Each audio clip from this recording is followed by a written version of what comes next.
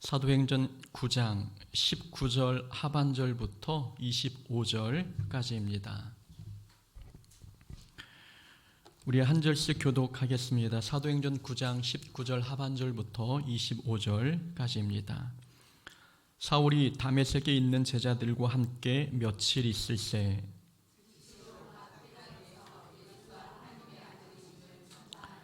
듣는 사람이 다 놀라 말하되 이 사람이 예루살렘에서 이 이름을 부르는 사람을 멸하려던 자가 아니냐.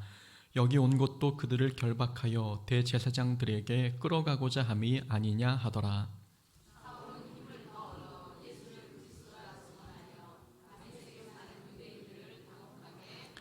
여러 날이 지남에 유대인들이 사울 죽이기를 공모하더니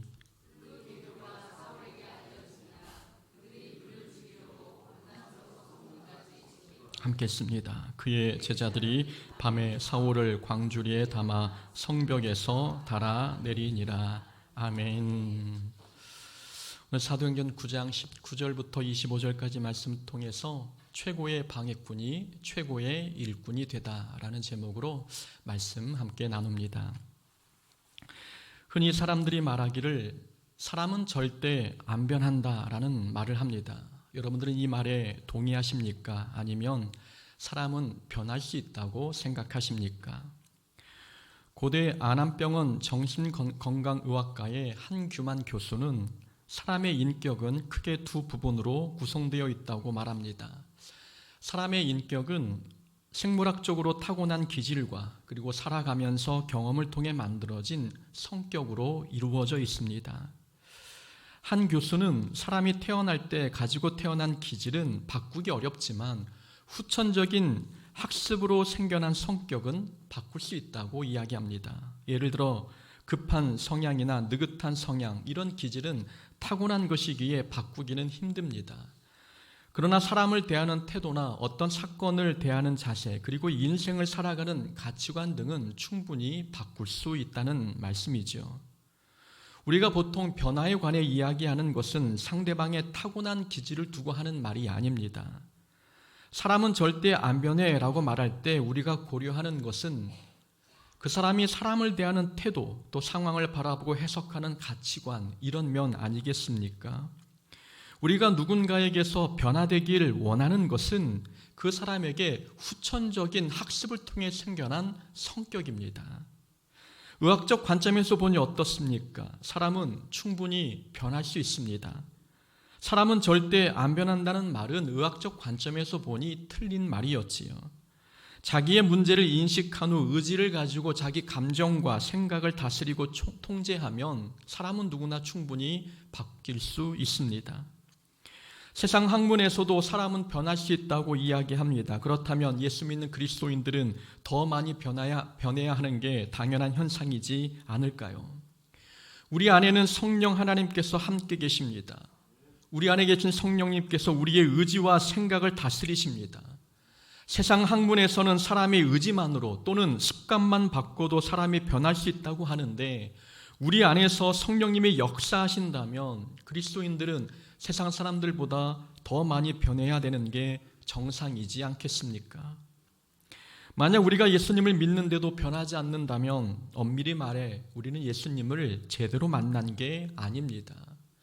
안타깝지만 이 말은 사실입니다. 예수님을 인격적으로 만난 사람은 변화되는 게 눈에 띄게 나타납니다. 지금 당장은 변화가 미비해도 시간이 지나면 변화의 폭이 커져야 하는 게 올바른 그리스도인의 모습입니다. 요한 1서 4장에서는 하나님은 사랑이시라고 말씀하고 있습니다. 하나님은 사랑이시기에 하나님을 경험한 사람, 하나님을 만난 사람은 자기의 삶의 자리에서 사랑을 실천합니다. 사랑하지 아니하는 자는 하나님을 알지 못하니 이는 하나님은 사랑이시니라. 만약 누군가 사랑의 사람으로 변화되지 못했다면 그것은 성경 말씀처럼 그 사람이 하나님을 알지 못하기 때문입니다. 사람마다 변화의 속도에 차이는 있겠지만 분명한 사실은 예수님을 만난 사람은 시간이 갈수록 점점 변화돼야 한다는 것입니다. 사도 바울은 성경의 인물 중 가장 드라마틱하게 변한 인물입니다. 절대 변할 것 같지 않았던 사울이 다메섹 도상에서 예수님을 만난 후 사람들이 놀랄 정도로 변했습니다. 우리가 주목할 점은 사울이 바울로 변화되는 데 걸린 시간은 짧게는 며칠, 길게는 3년이었다는 점입니다. 19절 하반절에 보니 사울은 다메섹에 있는 제자들과 며칠을 함께 있었습니다. 사울은 며칠 동안 제자들과 함께 있은 후 회당에서 예수님이 하나님의 아들이심을 전했습니다. 21절에 보니 사울이 전한 복음을 듣자 모든 사람들이 다 놀랐습니다. 이 사람이 예루살렘에서 이 이름을 부르는 사람을 멸하려던 자가 아니냐.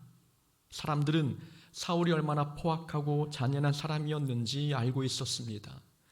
그런데 잔인한 사울의 모습은 온데간데 없고 자신이 제일 증오하던 예수님을 전하는 사람으로 사울이 변화되어 있었습니다. 사울이 이렇게 사람들을 놀라게 할 정도로 변화하는데 들었던 시간은 단 며칠이었습니다. 23절에 보면 여러 날이라는 단어가 나옵니다. 여러 날은 3년의 시간을 의미합니다. 그러니까 22절과 23절 사이에는 사울이 광야에서 훈련받은 3년의 세월이 생략되어 있습니다. 사울은 3년간 아라비아 광야라는 곳에 머물면서 말씀을 연구했고 기도하면서 하나님께 훈련받았습니다.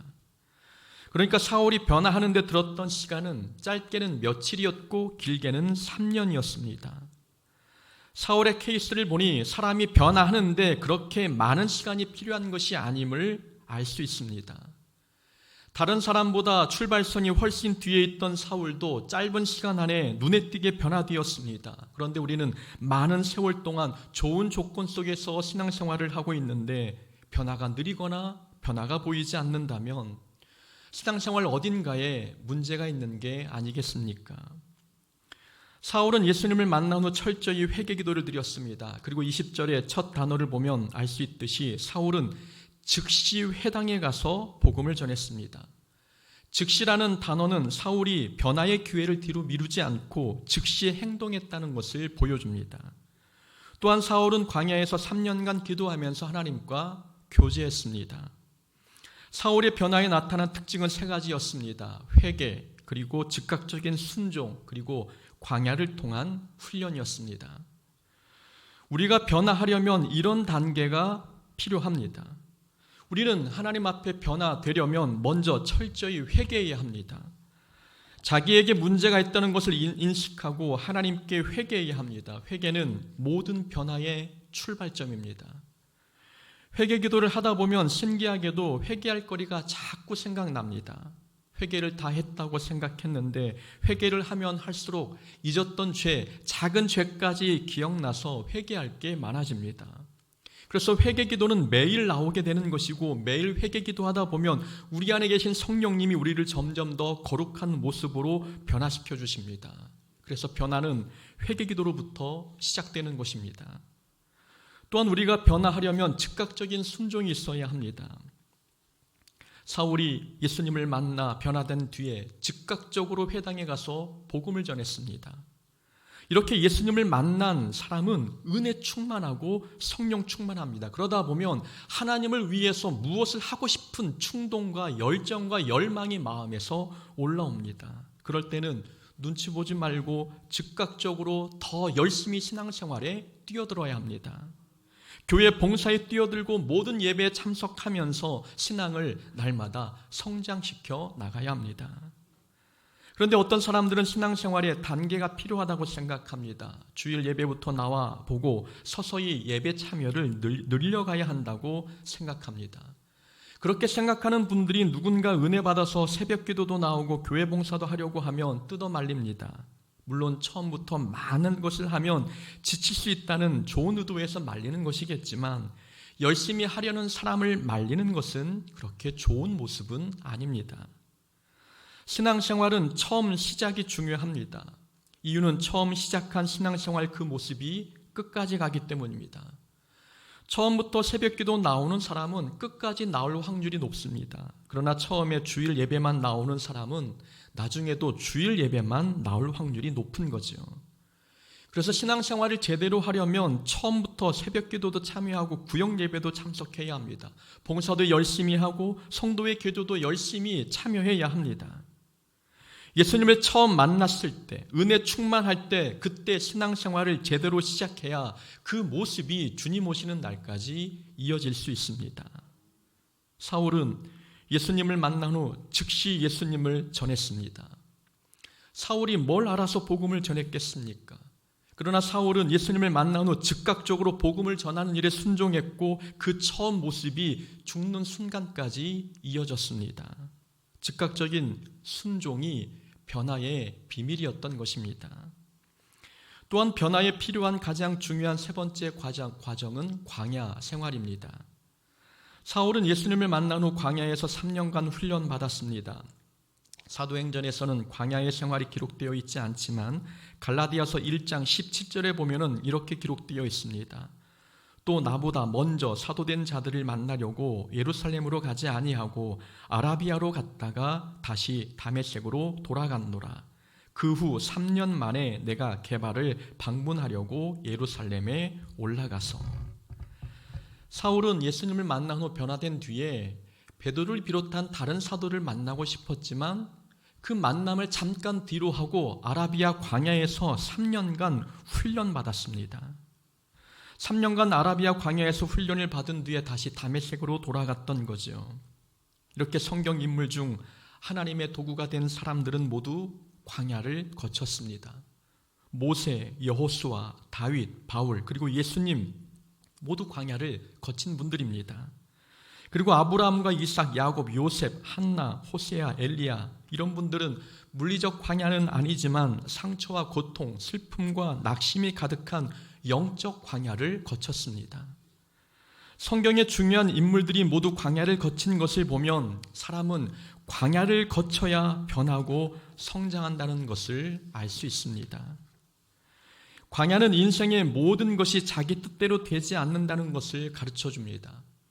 광야는 우리에게 실패도 경험하게 하고 상처도 받게 합니다. 광야는 또한 우리에게 미래에 대한 소망을 빼앗아가기도 하고 숨이 턱 밑까지 차오를 정도로 견디기 힘든 고난을 만나게 합니다. 그런 광야에서 잠잠히 하나님의 도움을 구하며 인내한 사람은 광야를 통해 반드시 변화되고 성장합니다. 그러나 광야에서 불평만 하고 지내면 광야는 훈련의 장소가 아니라 오히려 상처만 키우는 장소가 됩니다. 광야에는 양면성이 있습니다. 광야는 잘 훈련받는 사람에게는 믿음을 성장시키는 장소가 되지만 불평만 하는 사람에게는 성격을 더 모나게 만드는 장소가 됩니다. 우리가 지금 광야 같은 삶을 보내고 있다면 하나님께서 우리에게 변화의 기회를 주신 것입니다. 우리가 이 광야 같은 삶을 잘 통과하고 훈련받은다면 이 광야 훈련은 3년이면 끝납니다. 그러나 그렇지 않을 경우에는 40년이 걸릴 수도 있습니다. 변화는 회개, 즉각적인 순종, 그리고 광야 훈련을 통해 경험되어집니다. 20절에 보니 사울은 다메섹 지역에 도착해서 회당에 들어가 예수님은 하나님의 아들입니다 라는 복음을 전했습니다. 자, 이 장면을 한번 상상해 보십시오. 사울이 처음에 다메섹 회당에 오려던 목적은 기독교로 개종한 유대인들을 결박해 가기 위함이었습니다. 사도행전 9장 2절에 이런 말씀이 있었지요. 사울이 살기가 등등하여 다메섹 여러 회당에 가져갈 공문을 청하니. 사울은 믿는 자들을 잡아가려고 다메섹 회당으로 왔습니다. 그런데 회당에 나타난 사울은 믿는 자를 결박하는 모습 대신 예수님을 하나님의 아들이라고 전했습니다. 놀랍지 않습니까? 회당이라는 장소는 사울이 믿는 자를 결박하려던 곳이었습니다. 그런데 예수님을 만나고 보니 회당은 사울이 복음을 전해야 할 장소였습니다. 회당은 사울에게 사명의 자리였던 것입니다. 우리는 여기서 얻는 교훈이 있지요. 우리가 깨어있지 않으면 사명의 자리가 죄 짓는 자리가 되어버립니다. 회당은 사울에게 복음을 전해야 할 사명의 장소였습니다. 그러나 사울은 회당에서 믿는 자를 결박할 계획을 가지고 있었습니다. 하마터면 사울은 사명을 이루어야 할 장소에서 죄를 지을 뻔했습니다. 우리가 영적으로 깨어있지 않으면 사명의 자리가 죄 짓는 자리가 될 수 있습니다. 지금 우리가 서 있는 자리에서 우리는 무엇을 하고 있습니까? 지금 서 있는 자리는 하나님께서 우리에게 맡겨주신 사명을 이루어야 할 자리입니다. 누군가를 핍박하고 미워할 자리가 아니라는 말씀입니다.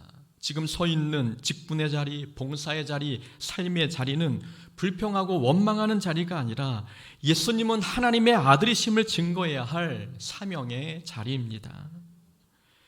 이스라엘 민족을 한번 보십시오. 이스라엘 민족은 광야 40년 동안 불평만 했고 가나안 땅에 들어가서는 우상만 섬겼습니다. 이스라엘 민족은 하나님께서 광야와 가나안 땅에서 이스라엘에게 주신 사명이 무엇인지 잃어버렸습니다. 광야에서 이스라엘 민족이 해야 할 사명은 노예 근성을 벗어버리고 하나님의 자녀로 거듭나는 것이었습니다. 광야는 이스라엘 민족이 예배자로 거듭나야 하는 훈련의 장소였으며 하나님만 의지하는 법을 배워야 할 장소였습니다. 그러나 이스라엘 민족은 광야에서 불평만 하다가 세월을 낭비해버렸습니다. 광야도 이스라엘 민족에게 사명의 자리였는데 영적으로 깨어있지 못하니 광야에서 죄만 짓다가 인생을 마감했습니다. 가나안 땅은 하나님만 섬기라고 하나님께서 이스라엘 백성에게 주신 선물과 같은 땅이었습니다. 하나님만 예배하는 것, 하나님만 찬양하고 의지하는 것, 이것은 가나안 땅에서 이스라엘 민족이 이루어야 할 사명이었습니다. 그러나 이스라엘 자손에게 가나안 땅은 우상만 섬기는 장소가 되어버렸습니다. 영적으로 깨어있지 않으니 사명의 자리가 죄를 짓는 자리가 되어버렸던 것입니다. 다윗은 왕의 자리에 오르자 밧세바를 범했습니다. 하나님께서 주신 사명의 자리에서 죄를 짓는 다윗의 모습 아닙니까?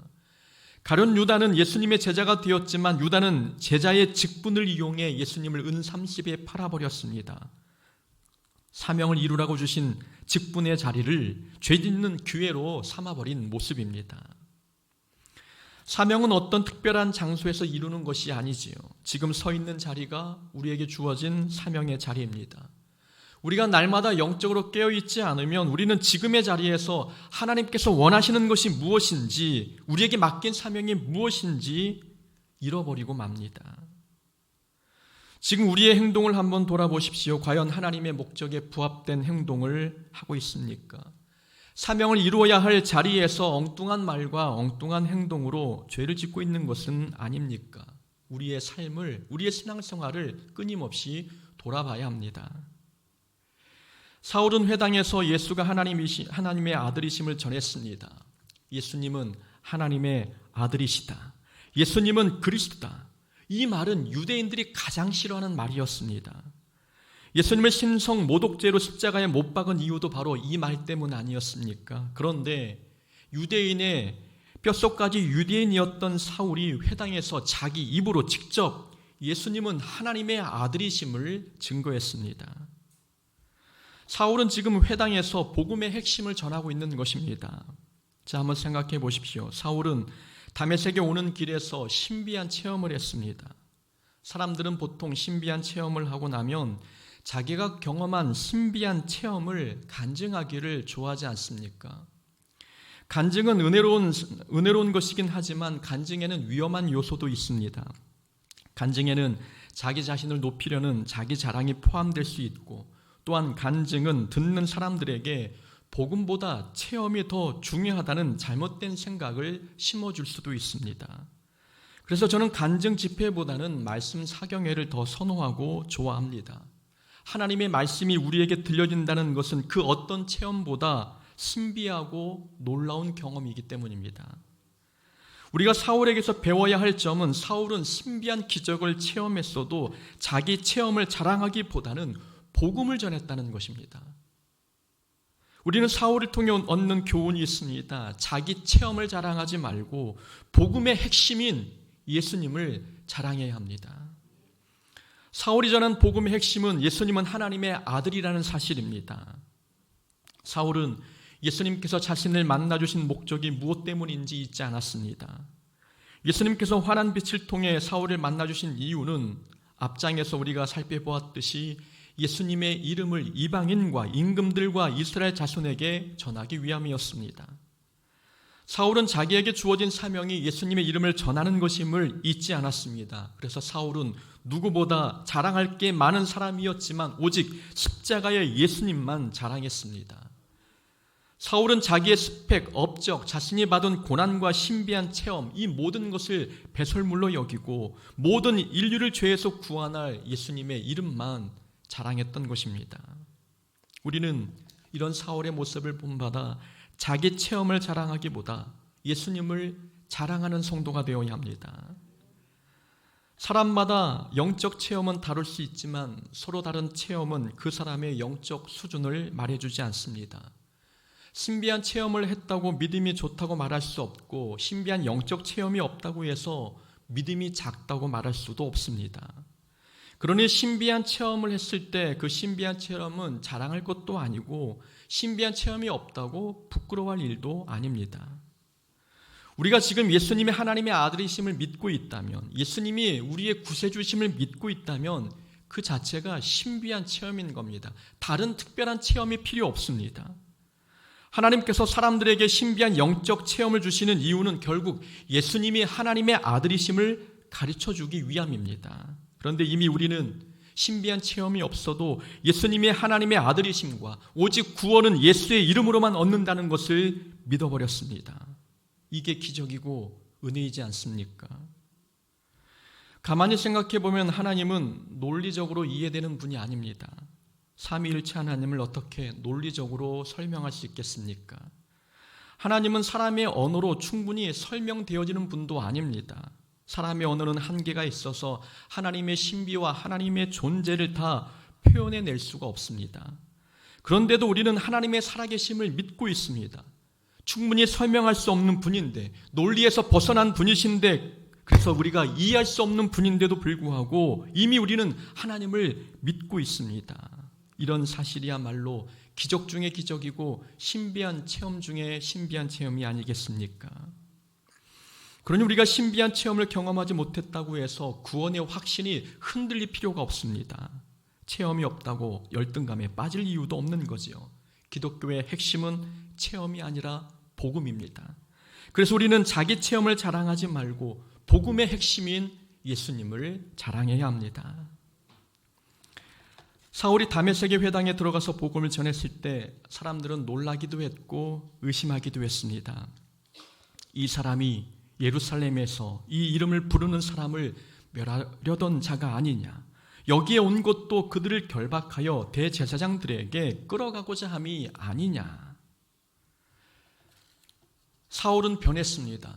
그러나 사람들은 사울의 변화를 그대로 믿지 않았습니다. 진짜야? 정말이야? 두고 봐야지 뭐. 언제까지 저런 모습일지 지켜보자고. 사람들은 보통 이렇게 수군거립니다. 누군가 변하면 사람들은 그 사람의 변화를 의심하며 다른 의도가 있는 것은 아닌지 계속해서 의심의 눈초리를 보냅니다. 사람들이 사울의 변화를 의심하는 이유는 사울의 과거를 알고 있기 때문입니다. 사울의 입장에서는 힘 빠지는 일 아니겠습니까? 예수 믿고 변화되어서 하나님을 위해 무엇인가 열심을 내려고 하는데 사람들이 자꾸 자기의 과거를 들추어내고 있습니다. 이런 상황이면 우리 같아도 위축되지 않겠습니까? 그런데 사울은 위축되는 법이 없었습니다. 22절 말씀이지요. 사울은 힘을 더 얻어 예수를 그리스도라 증언하여 다메섹에 사는 유대인들을 당혹하게 하니라. 사울은 사람들의 반응이 호의적이지 않았지만 오히려 힘을 더 얻었습니다. 우린 여기서 얻는 교훈이 있습니다. 신앙생활 하면서 사람들의 반응 때문에 힘 빠지지 말아야 된다는 것입니다. 신앙생활 하다 보면 힘 빠지는 일이 많지 않습니까? 특히 자신은 열심히 하는데 사람들의 반응이 시원치 않으면 힘이 빠집니다. 자기의 수고를 몰라주거나 열심히 하는 의도를 왜곡할 때, 그리고 자기의 단점과 과거의 이력을 꺼내 자기의 열심을 깎아내릴 때 사람들은 힘 빠집니다. 예전에 사역한 교회에 한 집사님이 계셨습니다. 남자 집사님이셨는데 이 집사님은 다른 교회 다니셨던 분이신데 여러 가지 일로 교회를 옮기셔서 열심히 봉사하셨습니다. 찬양팀에서도 봉사하셨고 남선교회뿐 아니라 운동 동아리 모임에서도 열심히 활동하셨습니다. 집사님이 열심히 봉사하실수록 집사님의 이름이 다른 성도들에게 알려졌고 그래서 집사님은 사람들에게 주목받기 시작했습니다. 희한한 것은 사람들 눈에 띄지 않을 때는 사람들이 이런저런 말을 하지 않습니다. 그런데 사람들에게 알려지기 시작하면 그 사람에 대한 이런저런 이야기를 하기 시작합니다. 집사님이 사람들에게 주목받기 시작하자 주변 사람들은 집사님에 대해서 말하기 시작했습니다. 저 집사님은 이전 교회에서 목사님을 쫓아내는데 앞장섰던 사람이야. 그 말이 사실이긴 했습니다. 그러나 집사님은 과거의 일을 후회하고 계셨습니다. 그때는 목사님을 바꾸는 것이 교회를 위해 정의로운 행동이라고 생각했는데 나중에 보니 자기의 행동이 옳지 않았음을 깨닫고 후회하고 계셨습니다. 그래서 그 교회에서 신앙생활하기가 어려워서 교회를 옮겨오셨던 것입니다. 그런데 과거 집사님의 행동은 주홍글씨가 되어 집사님이 열심히 하는 곳마다 따라다녔습니다. 열심히 하려고 할 때마다 과거의 잘못이 계속 귀에 들린다면 여러분 기분이 어떻겠습니까? 사울이 그런 기분이었을 것입니다. 저 사람 과거에 믿는 사람을 핍박하던 사람이야. 스데반 집사 알지? 그 훌륭한 집사님이 순교당할 때 그 옆에서 그 모습을 마땅히 여겼던 사람이야. 사울이 복음을 전한 곳마다 이 말이 따라다닌다면 어찌 힘이 빠지지 않겠습니까? 그런데 놀라운 것은 사람은 힘 빠지는 대신 오히려 힘을 더 얻었습니다. 오늘 성경에는 나와 있지 않지만 다른 성경 사본에 보면 22절에 말씀 안에서라는 단어가 포함되어 있습니다. 그러니까 22절에 사울은 힘을 더 얻어, 여기에 사울은 말씀으로 힘을 더 얻었다는 뜻이 담겨 있는 것입니다.